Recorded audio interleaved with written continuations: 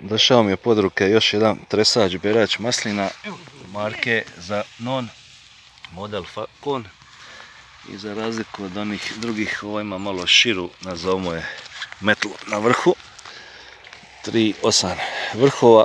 Jedna dobra stvar, pri ruci ovi kalat imbus ključ, pa kaj treba mijenjati, kao što ćemo mi to sad napraviti. Pa da vidimo kako se mijenja, odnosno vrlo jednostavno popravi. Znači gurne se dolje.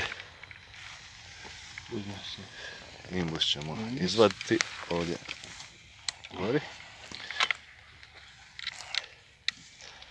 Odviti da može sjesti do kraja.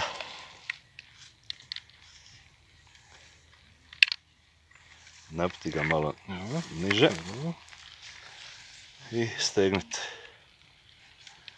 Piece of cake, što bi rekli Amerikanci.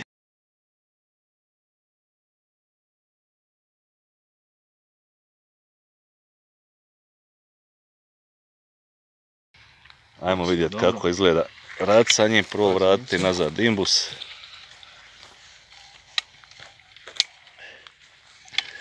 I show must go on. Samo doći da pomene da mu prekidač nije u držci, nego mu je prekidač gore na vrhu. Tako je, pritisne se. Idemo.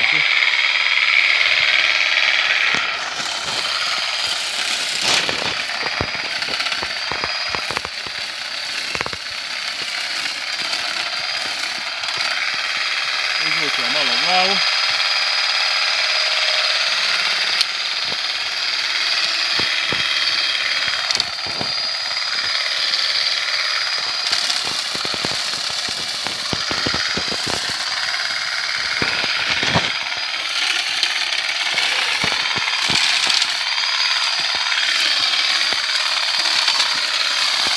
I primjećujem da se i kabel može rastaviti na ovom dijelu, da ostane samo metar na ruci i može se zasebno.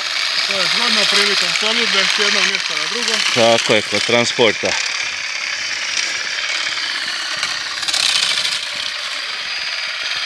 Ali iskreno, kompanjola i dalje ostaje moj favorit.